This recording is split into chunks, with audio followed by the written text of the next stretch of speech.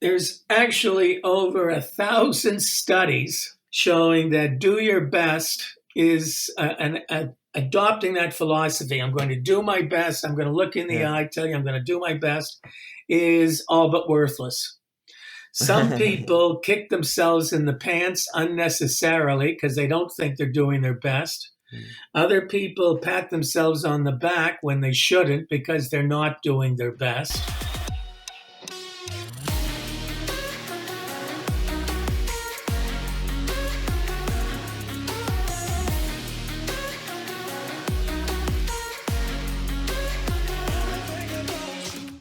Welcome back to the Max Out Show, where I'm on a mission to help you unleash your full potential. Today's guest is none other than one of my own personal superheroes, Dr. Gary Latham, who has been for the last 50 years now one of the world's most influential psychologists in the fields of goal setting and motivation. He's co-founded goal setting theory, one of the world's leading theories in psychology, and has had a tremendous impact. He's been the past president of the Canadian Psychological Association, many others. And so I'm super excited to dive deep in this episode into goal setting, into motivation, into what it really takes to achieve the dreams and the goals and the aspirations that you have in your life. I had a blast shooting this episode, so let's dive right in. So why is goal setting so important to maximizing our behavior? Because it gives you focus and because it lends meaning to what are sometimes meaningless tasks. And goal attainment gives you a sense of accomplishment. Goals get you to exert effort and persist until the goal is attained. So the benefits are very positive. The key is the goal needs to be specific and it needs to be challenging. That's interesting. So you already touched upon some of the elements of goal setting theory. So for our listeners right now that are probably mostly unaware of this concept, this idea, can you tell us a little bit more about setting, sort of the most important aspects of setting successful goals? Okay, one I already gave you. Most importantly, the goal needs to be specific and it needs to be challenging for the person or the team who's setting it. Then number two, you have to take into account ability. If the goals far exceed the person's ability, they're not going to commit to it. Yeah. All right. Second, I already hit that one. You need to have goal commitment. If you set these lofty goals, but you're really not committed to attaining it, you're just wasting your time. Third, there has to be feedback. You need to be able to see whether you're making progress, whether you're on the mark, or if you're missing it by a mile. And the last one is strategy. You have to have a plan, tactics, a way of attacking the goal. You just can't go after it in a random fashion. Now that's really interesting. And one point you're making here is about sort of finding a balance, right? Between, on the one hand, setting high goals, high expectations for yourself, and at the same time making sure that they're not, as you said, those lofty goals, lofty ambitions that you don't even believe are possible, right? So do you have any advice for people? They're currently in this process of trying to figure out what kind of goal they want to set. Is there any kind of sweet spot that people can hit, or any advice for people for how big or how ambitious our goals should be? Well, again, a key factor is take into account your ability. So we're getting into golf season. And if you generally attain scores in the high 90s, low 100s, and saying, this year, I swear my goal is, and I'm going to attain it, to be scoring consistently in the 70s, that's ridiculous. It's not going to happen. And if goals are too high, that's often a sign of low goal commitment. Now, you could say, gee, I consistently score in the high 90s. I'm going to take steps to start scoring in the low 90s, high 80s by July 4th. And now you're going to set up a plan that's going to allow you to attain that. And then you're on your way. So even if you don't get to low 90s or high 80s, odds are your game's going to improve significantly if you focus on that goal and you've got a plan for getting there. So it sounds like setting milestones or sub goals is really important part of this.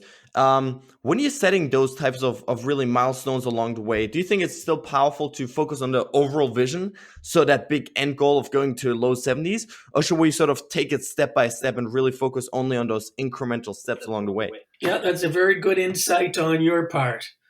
So if the goal is in any way complex or truly difficult, you do want to set sub goals. So supposing it's weight loss, and you say, I weigh X pounds, but I've got to lose weight. My MD wants me to lose weight. My partner wants me to lose Yeah. weight. I got to lose weight. So now you say, this is, what is the date? May 25th, somewhere in there. And you say, step on the bathroom scales and you say, okay, here's how much I weigh. I'm going to have an overall goal to lose 20 pounds by September 1st. Then I'm going to have a sub goal for June, a sub goal for July, a sub goal for August. And lo and behold, I'm going to attain or even beat that goal by September. So you want sub goals. What the sub goals do is they keep you motivated. And the sub goals also tell you again, are you on the right path or the wrong path and going toward that final goal? So sub goals are a really smart thing to do.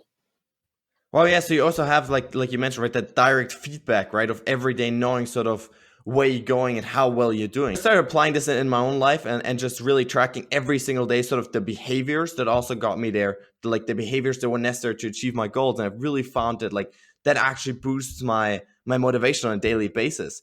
So one of the things you sort of touched upon is in your research is that doing your best goals, quote unquote, right? So saying, "Oh, I'm just going to do my best," actually isn't as positive and as effective as setting specific goals. So, why do you think that is?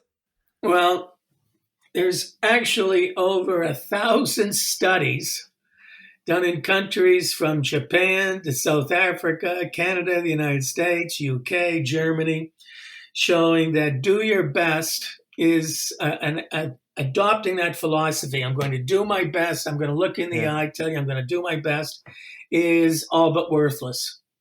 Some people kick themselves in the pants unnecessarily because they don't think they're doing their best. Other people pat themselves on the back when they shouldn't because they're not doing their best. And it's such a wide, broad range. You never know whether you're making progress, whether you have in fact done your best, whether you're missing it by a mile, because it's just too vague. It's too abstract. For sure, for sure. But I feel like it's oftentimes so tempting, right, to set these like sort of just doing your best goals, right, or effort type of goals, because it's just easier, right, than setting actual specific goals and then getting disappointed, right, if you don't achieve it. But if it's too vague, you can get into self delusion. You can say, I know I'm really doing well when you aren't. For sure, for sure. So how can we actually increase our motivation to achieve our goals? Do you have any practical advice on that? Well, there's a whole lot of ways. One is find a model, someone who you identify with, who has either already attained the goal that you're striving to get or is in the process of doing so. Because if you identify with the model and that person is making progress, then you're apt to say, gee, if she can, he can, so can I. So it keeps you pursuing the goal even when there are minor setbacks. Another is to be sure you've got accurate feedback on goal progress. Because as I said, if you've got scales in your house that you can weigh yourself and you can see your weight's really starting to go down, you may have the willpower to refuse that next alcoholic drink when someone offers it to you because Yeah. alcohol is just full of calories.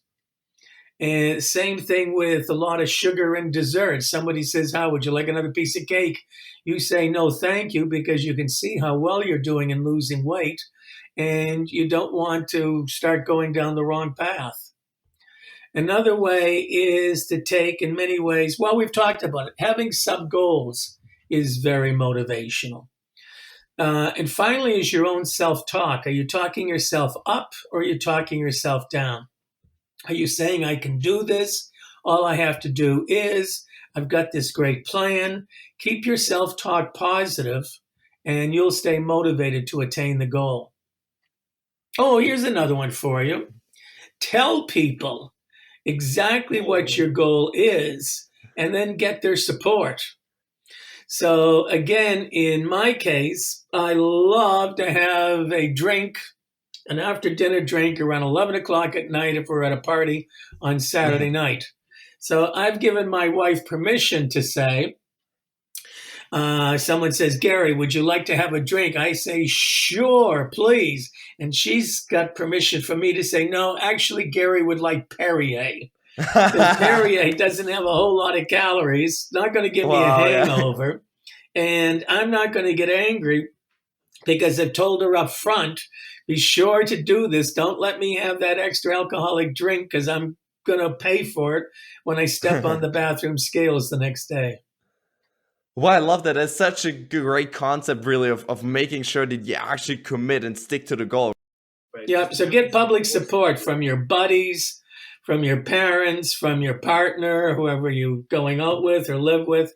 Get their support and they'll help you out.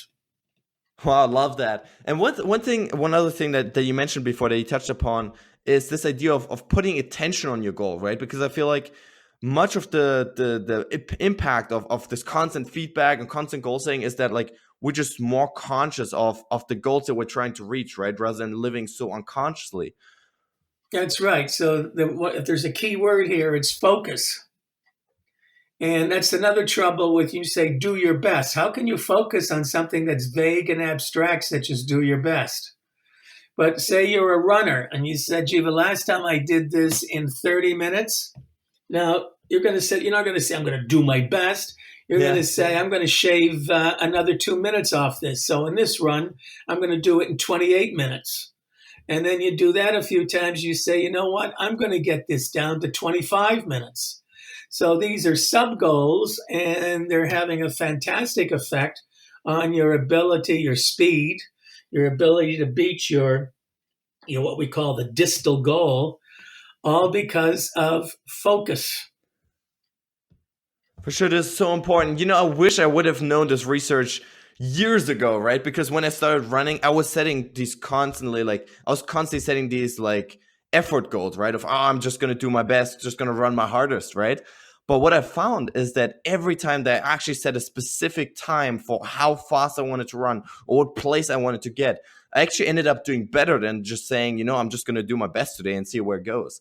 So I wish really I would have known that research. Now, what are some of the most common mistakes that you see people make when they set their goals?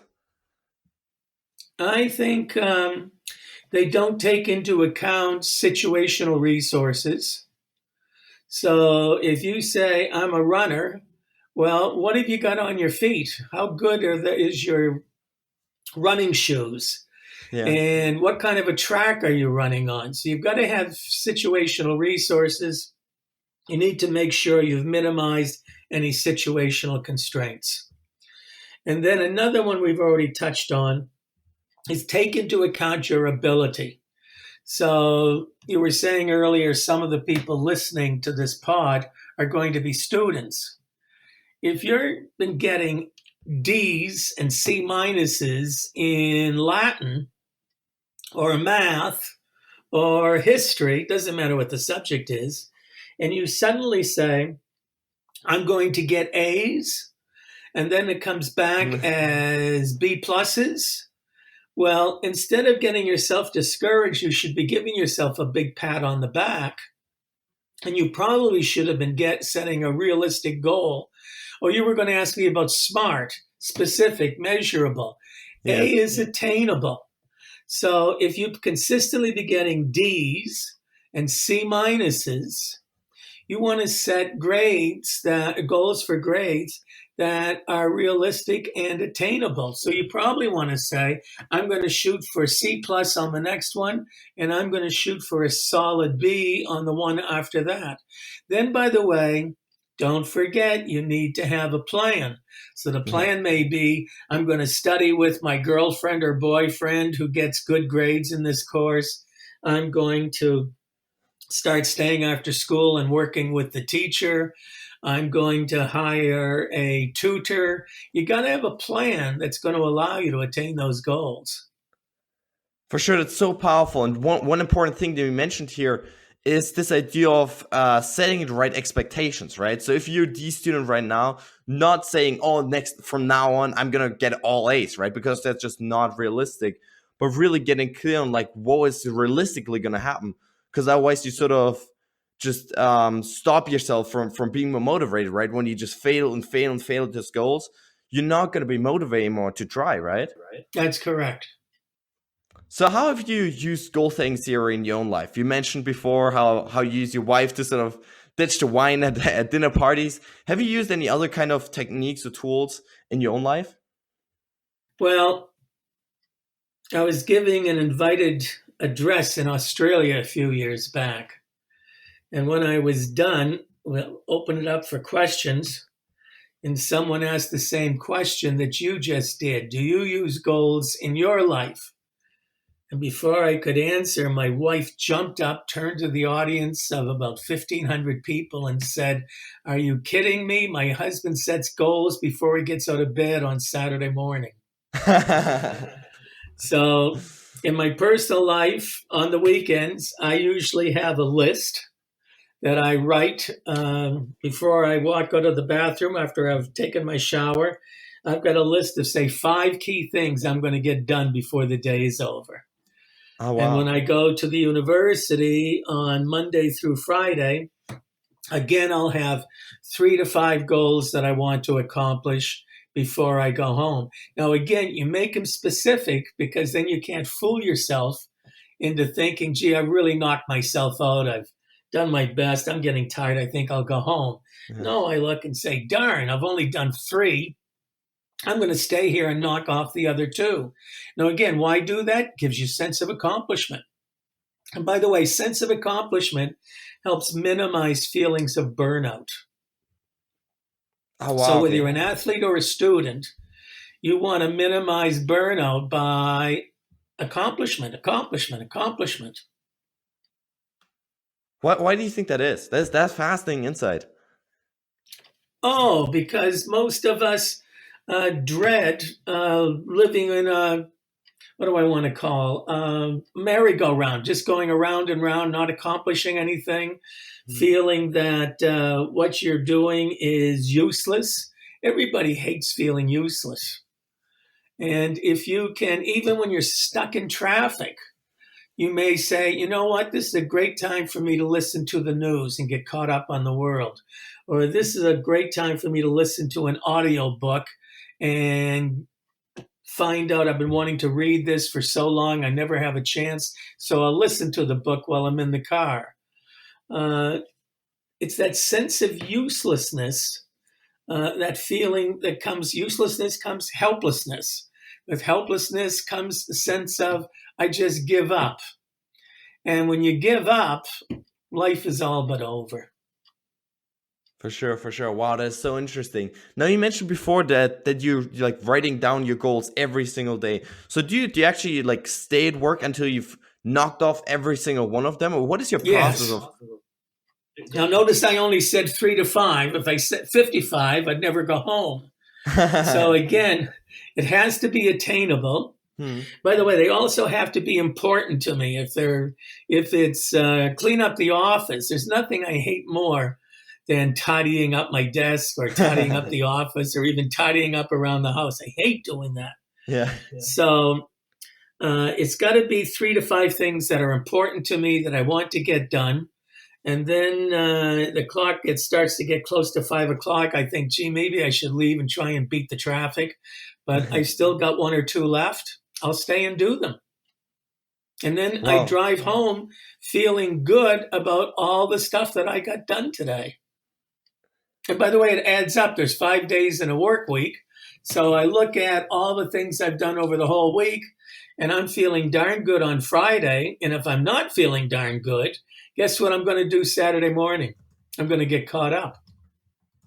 Wow, I love that they actually like becoming so disciplined on a daily basis, right? The way like you set a goal and you actually achieve it, right? And that confidence, I'm sure, it just builds up over time, right? Whether you just kind of we're hoping you'd achieve it, right? Or like just quit after you feel tired, or quit when you feel, when you don't really feel like doing it anymore. I love that. Yeah, and whether you're an athlete, a student, or both, self-discipline's the name of the game. For sure, 100%. So one thing that really reminds me of is this idea that oftentimes the things that we want to achieve, they aren't necessarily pleasurable, right? Like you mentioned before, working out, right? It's not necessarily a thing that is fun to do, right? Or skipping the alcohol, whatever it is. So what can people do if they want to achieve a goal, like losing a certain amount of weight, for example, but they just really don't feel like actually, going to a gym or actually eating that healthy food? So let's go back to one of the factors that are important for goal attainment is resources. Now, you're talking right now to a person who hates exercise. Wow. I just hate it. So at my age, my doctor's saying, Gary, you got to lose a few pounds. Now, the trouble with few is it's vague. So what does that Yeah. mean? I lose 2 pounds, I'm done. Yellow gold, So yeah. what's a few pounds? And he goes 20. And I go, damn. Now, how am I going to do that? Now, I know I lack the discipline. So I went to a gym and I hired a trainer. And the trainer cost me a few significant dollars. And the trainer says, show up when you feel like it? No. Excuse me. What the trainer says is, let's look at our calendars. What are you doing on Monday? I go, oh, darn, I don't want to come on Oh, Monday. no. He says, yeah, you do. What time's good for you on Monday? I go, I don't know, 6 p.m. I'll see you at 6 p.m. And then what's he do? He works me to death. I think the guy's the saddest. But it paid You kind of have to be off. right in that profession. Yeah. So I needed a resource called a coach that's going to give me the discipline that I know I just don't have. Now, did I enjoy it? No, I didn't enjoy one bit. But I feel good about what I accomplished. And I finished, I hate to tell you how much money I paid for 10 lessons, but now I've signed up for 10 more. Now, why do I want Wow. to pay all this money for something I can do myself? Because I lack the discipline. That's why. Wow, but I love this concept of just, having the self-awareness, right? That that on your own, you're not going to do it. And instead going outside and looking for those external resources, right? This external help that is going to push you. I really love that concept. Right. And that's why, whether it's alcohol or cake or pie or whatever to put the pounds on, get the support of your buddies, person you're living with, whoever, who is kind of are you old enough to remember Pinocchio and Jiminy Cricket? Jiminy Cricket was the conscience. And you need someone who's going to be your conscience and go, no, no, no, you're not going to do this. You're going to refrain from another drink, or you're going to refrain from another brownie. Wow, yes, love that, love that. I was when I was in US doing my bachelor's degree, I was running like in college, right?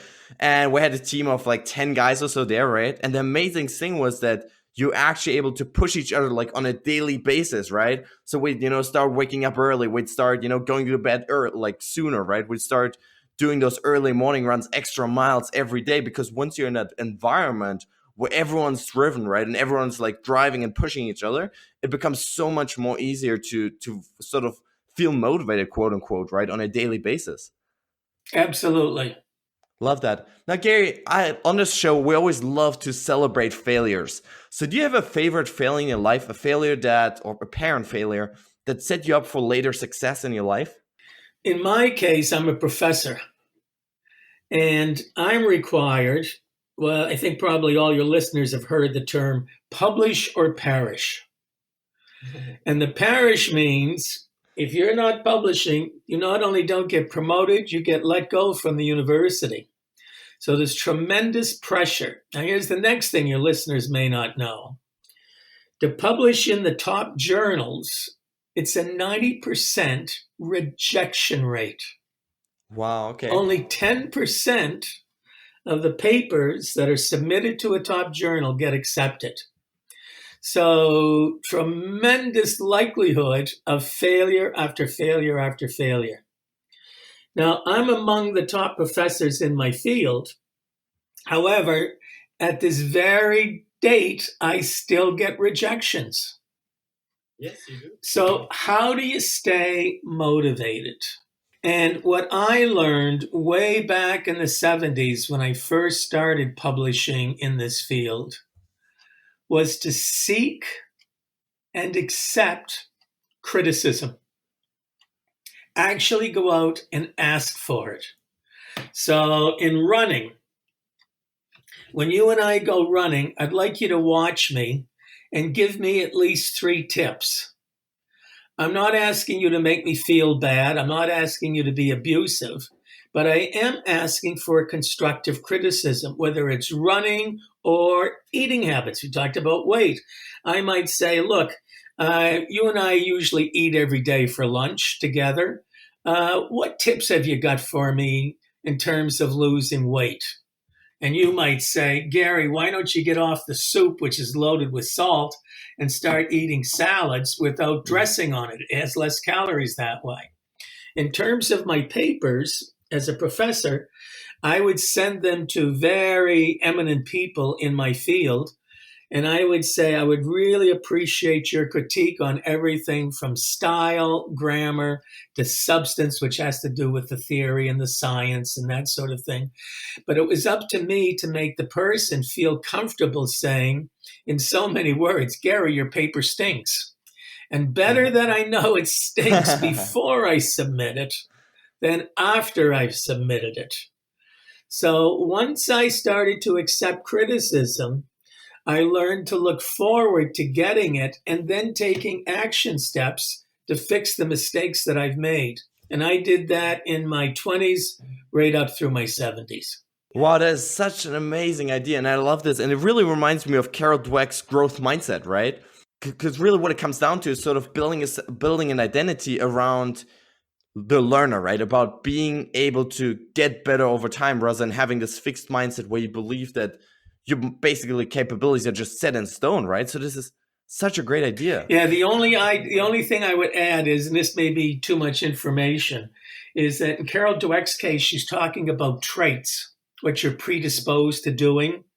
And what I'm advocating to your listeners is, regardless of your traits, anyone can invite criticism. And the only trick is to make the person who's doing the criticism feel comfortable doing so that you get honest feedback. For sure. So how do you do that? Like, do you just tell them that you're basically open to any kind of feedback? Well, in my world, it would be, look, I'd rather hear before it goes into the journal, because it sits with the journal for 3 to 6 months before you get the rejection. So you've lost so much time. So I'll say, look, I really value your opinion. I don't want you to worry about getting me upset or hurting me. I promise you, I'll give you a big hug, not a big kick, if you can tear this paper apart. And I use that phrase, please tear this paper apart so that I can work on it before submitting it. Wow, I love that. Now, Gary, before I ask my final question, where can listeners right now connect with you online? Do you have a favorite way for people to reach out to you? I get over 100 emails a day. I'm not sure if I can take any more, but I'll tell you what, I've written a book that's in plain English. It's not for academics. And it's called Becoming the Evidence-Based Manager. Becoming the Evidence-Based Manager. And you can get that on Amazon or any public bookstore. As I say, it was written for the general public, not for academics. And they'll really like that book. All right, guys, that's it for today. I really hope you enjoyed this episode. I hope you gained some valuable ideas, tips, tools, tricks, mindsets, belief systems that will hopefully inspire you to take your life to the next level. At the end of the day, guys, it's all about application. The only thing that's going to set you apart tomorrow from where you are today is how much action you take with those ideas that you gained. And so I really want to challenge you at this point to, not just listen to this passively, to not just consume this, passively, just thinking about other things, but to really take those lessons, take those ideas that you just gained and start applying them to your lives, to really start taking action and sprinting towards those goals and those dreams that you have in your life. Now, guys, at this point, I want to ask you for a huge favor. If you enjoyed this episode, please consider heading over to iTunes and leaving a review, as that helps me really grow the show and reach more people, impact even more people around the world. If you have a family member, a friend, a loved one maybe, that you think could benefit from this content, please consider, sharing it with them, forwarding to them, as that helps us really build a community of like-minded people that are all about maxing out their lives. Now, guys, with that being said, thanks so much for tuning in today. I really, really appreciate it. Stay strong and see you tomorrow.